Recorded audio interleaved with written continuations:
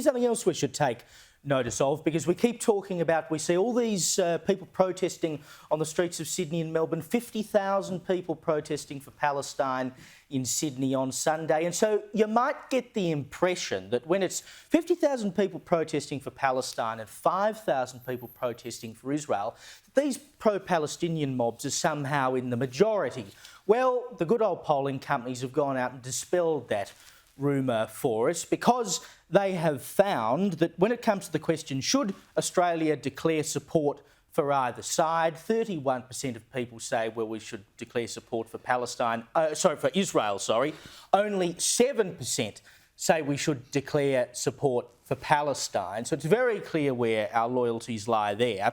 And then the question is asked, should Australia keep out of the conflict in terms of asking for a ceasefire? 69% of people say that Australia should not call for a ceasefire. Only 14% want a ceasefire. It is abundantly clear what the average Australian thinks.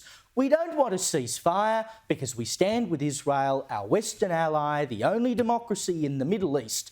And that's why we have to take notice of these protests that keep happening, because what they do is give the impression that they have the view of the majority. They are just a very vocal minority. There might be 50,000 of them, but they are not Australia. So and the rest most of us of them don't know what they're marching about. They don't know the first thing about this conflict or the ancient history behind it or anything going on in their lifetimes. And what I really loved about this is the first we've heard from the silent majority on this. There has been no similar poll, and everyone's just wondering, oh, what really is the temperature? Here's a really good acid test. Asked a bunch of randoms, and the numbers are so decisive.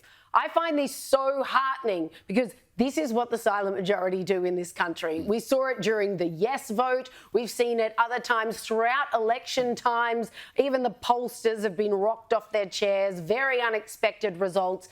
This, for me, was not unexpected, because something that a lot of people, especially in our parliament, are underestimating when they're shilling for votes, say they know the demographics, as they should, of their particular constituencies, and they're playing to that.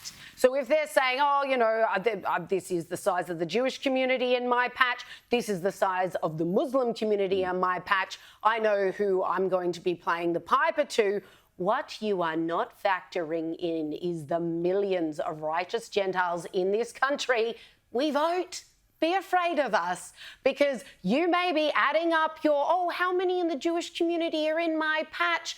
You are absolutely kidding yourself. We are watching. We've got your number, and by Jove, we will be voting you The danger is, as Caleb said, that these protests continue week after week after week. They get larger and more outrageous, and the ploy is clearly to just wear Australians out. Correct. Where we get to the point where we feel like, you know what, this is all just too much trouble, and then we step away from our principles and say, look, all right, call it ceasefire. I don't believe that. Look That's their tactic. The voice vote. I hope it doesn't happen. If you were ever going to wear out Australia, it was going to be by the time that referendum rocked around. Didn't work. All the manipulation, all the lies, all the complete empty promises of magical awesomeness that was going to come about from a yes vote, the Australian public didn't buy it. And I don't believe they're buying this either. People underestimate the intelligence of the silent majority just because they're silent.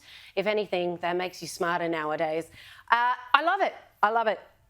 Good on Resolve poll.